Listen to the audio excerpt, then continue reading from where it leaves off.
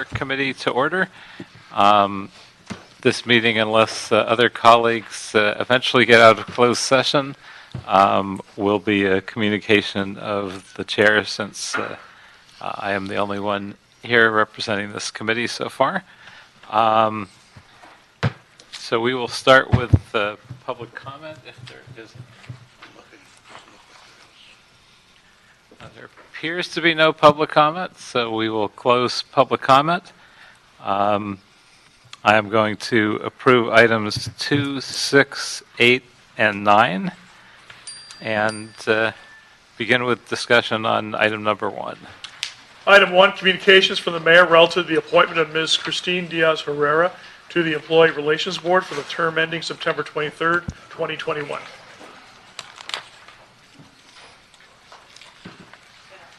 Well, welcome. I wonder if you could give us a little bit about your background and why you're qualified for this position and what you hope to do in it.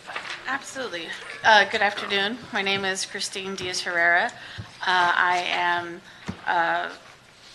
a former litigator. I do labor and employment.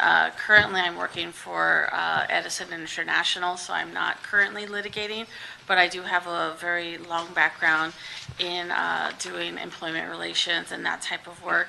I actually have a very balanced background in the sense that before I went to law school and became an attorney, I actually worked for labor and I worked for SEIU for 5 years. I was their political director and then later became a policy director. So I've worked on that side, and then after I graduated from law school and was lucky enough to get gainful employment, I worked at some wonderful law firms, both at Sidley Austin, which is a big law firm here in downtown Los Angeles, and also for Atkinson Andelson, Loya Rudin Romo, doing also labor and employment work. So I have a long record of actually doing that type of work, on both sides, in terms of labor relations, employee relations. So I think I can be very fair, and I think that I have the substantive ability to look at the things that come before the ERB and to really make reasoned and well-decided decisions by administering the employee relations ordinance. Well, we appreciate your background and your willingness to serve, so I will be recommending to the council that we approve the mayor's recommendation. Thank you for being here. Thank you. Good afternoon. Item number 3. Item 3, SAO report relative to funding the personnel department to evaluate the effectiveness of knowledge transfer methods utilized by city departments. Well, good afternoon. And do we have an officer here, just for my edification? I'll give Mr. Spindler his warning, having come into this meeting snorting and disrupting already. So this is your last warning. Quorum or not, you don't have the ability to speak from the audience, nor to snort, or to do any of those other things in a public meeting. So we will ask you to leave.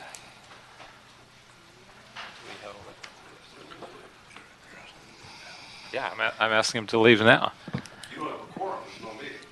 Well, that's the third time he's spoken from the audience. There's That's no quorum. City attorney, do we have a quorum? It's irrelevant. irrelevant, and we're not discussing this with the audience. You're supposed to be in closed session right now. You're on the court. Could we ask for a sergeant at arms to remove Mr. Spindler? Are you aware that you just snuck out of a meeting down in the council chambers and is currently in closed session? You're supposed to be in there. Are you aware of that? Did you know that? Do we have a public safety officer to remove this gentleman who's completely interrupting this meeting? How can it be? There's no quorum. How can you hold a meeting without a quorum? There's no quorum. We will halt this meeting until we achieve a public safety officer to remove this gentleman. Oh, yeah, but there's no quorum. There's no quorum, but Okay, that does not so mean you can what? interrupt. There's no reason to have a back and forth with this gentleman that's disrupting the meeting. What's the question? The question is, how soon can you leave?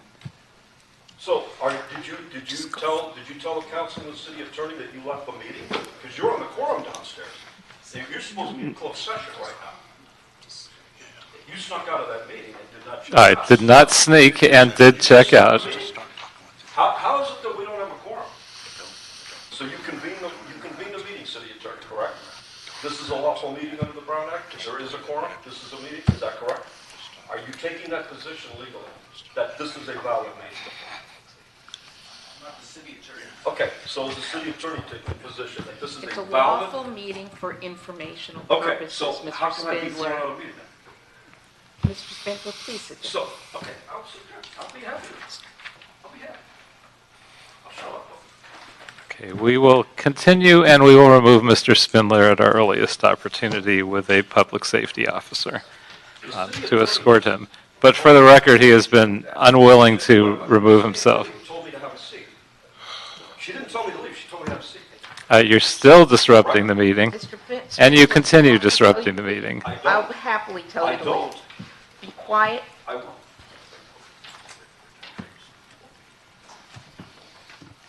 Hi, Hello. good afternoon. I'm Bianca Swan, Project Coordinator for the Innovation and Performance Commission. In its 2018-19 annual report, the Innovation and Performance Commission's Performance Management Committee, a subcommittee of the Commission, shared that it had begun the process to review how the city retains knowledge, information, and resources of its staff, with the goal of identifying innovative ways to address knowledge sharing so that when city employees and commissioners leave their positions, a structure is in place to seamlessly transfer knowledge from one person to the next. The Performance Management Committee began conversations with the Personnel Department to tackle this endeavor. Working together, the Commission and Personnel Department drafted a recommendation that would authorize $40,000 of the Innovation and Performance Commission's performance evaluation funds to engage personnel to evaluate the effectiveness of current knowledge transfer methods utilized by city departments and develop a toolkit and training materials necessary to disseminate effective knowledge transfer methodologies citywide. Here I have a representative from personnel who could give you a little bit more background and answer any questions that you may have. Yeah, if you could tell us a little bit more about what a knowledge transfer program looks like and exactly how it works. Definitely. Hi, my name is Maria Koo. I'm from the Personnel Department. And basically, to initiate this project, the Equitable Workforce and Service Restoration Form was sent out to all departments. So we're surveying departments regarding their current status of knowledge transfer methodologies, their utilization, and the effectiveness of 15 widely used knowledge capture methods. And we've asked them to report on knowledge transfer methods that they utilized and found to be effective. So we're surveying departments also for their interest in knowledge management support and training. So far, 32 of the 37 departments have reported they are interested. So what we're doing now, we're currently in the research phase of the knowledge transfer study. We are reviewing and analyzing departments' responses, which came in on February 7th. We're meeting with departments and we'll be providing a recommendation of methods and framework for training and support to report in a report to IPC by June. So what we anticipate is that the funds will be used for costs associated with knowledge management solutions at the conclusion of the research. This may include online training, software licenses, or other solutions that we haven't yet identified. There are some departments that have identified they've been looking into enterprise knowledge management software, and we'll be meeting with those departments to see how effective they are and their experience utilizing those methods. And do we know how different the methodologies will be depending on which job classifications, or will it be something very similar for all of them? We've actually split our survey between office and field. So we understand that there are different methods that are used for office employees, such as standard operating procedures, manuals, and other ways like on-the-job training, whereas field employees might use more demonstrations or videos to transfer knowledge about the work that they perform. So there is a difference between office and field that we're researching. Okay, well, this sounds like a very promising program, so I appreciate you bringing it forward, and we'll support the CEO's recommendation. Thank you. Item number 4. Item 4, CAO and City Attorney reports and ordinance relative to the establishment of salary for the new Bridge to Jobs Program job classifications of Communications Information Representative Assistant and Communications Information Representative Trainee. Excuse me. Good afternoon. Josephine afternoon. Atkinson, CEO's Office, Employee Relations Division. Item 4 is recommending the adoption of the city attorney-approved ordinance establishing the salaries for 2 newly created positions for the Bridge to Jobs program, the Communications Information Representative Assistant and the Communications Information Representative Trainee. These classes will be utilized for the Bridge to Jobs program, and which was created as an alternative to civil service employment for individuals in underserved communities. The salaries are in line with similar classes with similar duties, and the Personnel Department concurs with the recommended salaries. Very good. Can the civilian divisions in LAPD or LAFD use folks in Bridge to Jobs or the TLH program? I believe that they can. I do have a representative from the Personnel Department, Cynthia Fletes, who is here to address any questions regarding the program. Yeah, I'm just curious if we looked at that. And Good afternoon, Council Member. My name is Cynthia Fletes with the Personnel Department. And yes, the Bridge to Jobs program will be available to any city department that utilizes the Communications Information Representative class. okay. I don't think I have any other questions, and this is very promising. So I will ask the CAO's recommendation to be approved. Thank you. Thank you.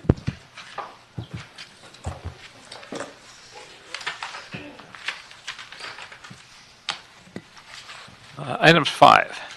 Item 5, Personnel Department report relative to implementation, benchmarks, and hiring goals for the targeted local hiring and strategic workforce development task force.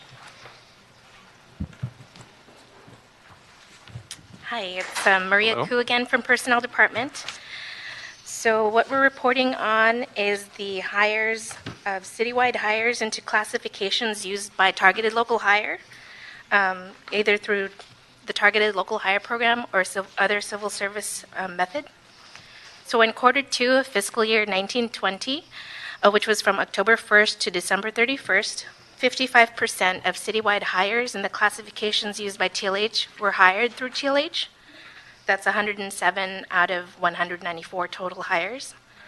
Departments with the highest number of hires in classes used by TLH this quarter were airports with 17, police civilian, 18 hires, public works sanitation, 17, and rec and parks, 11.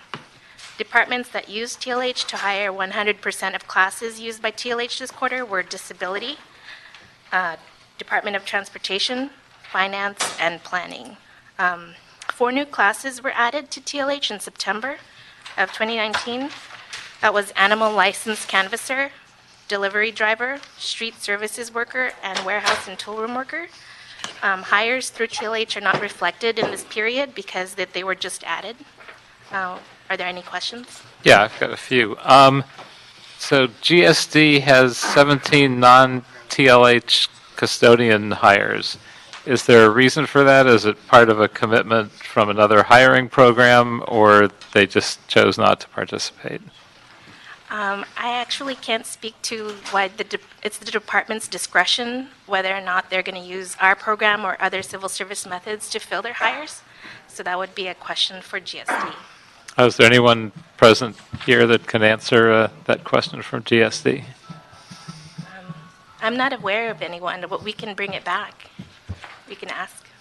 Yes, if you could bring that back to my office, I can find that out offline. But they have that discretion, but thankfully, most departments are not using it. So if there's not a good reason, we would certainly encourage them to change that practice. Because there's no reason that custodians can't be hired from the TLH program. Also, which departments have the greatest need for new TLH classifications?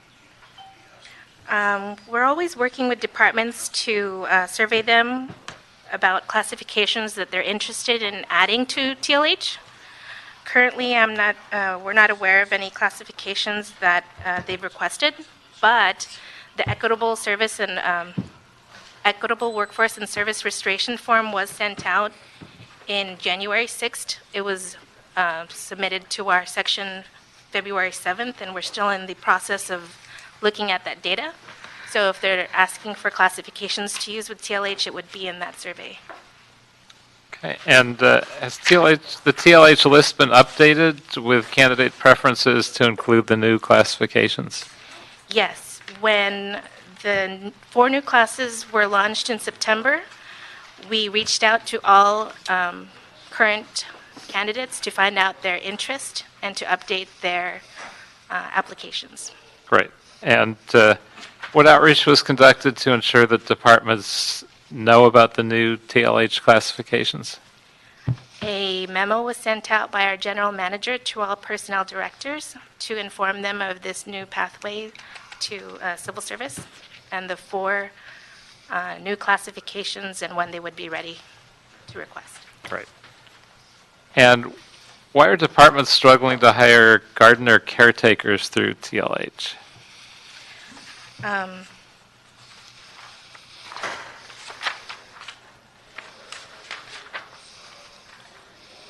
Gardener caretakers.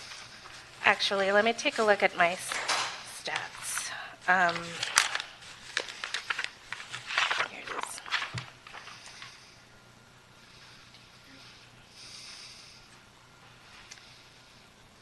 Okay. Actually, as of the start of the Targeted Local Hire Program, we've had 857 total hires, and 87 of those were gardeners. So 87, I'm not sure of the percentage, but we haven't heard of any issues hiring gardeners through our program. We get several requests for that. Well, it's a relatively low percentage. Frankly, they all could be hired through the program. So why it's under 40% isn't clear. This is a report of 40% for this quarter only, but definitely we could also go back to Rec and Parks with the same inquiry. I would appreciate that. Were there any TLH candidates interviewed for delivery driver or warehouse and tool room worker positions? We have not received any requests for delivery driver as of yet, but for the period that we're reporting on this quarter, October through December, we had no hires in those classifications.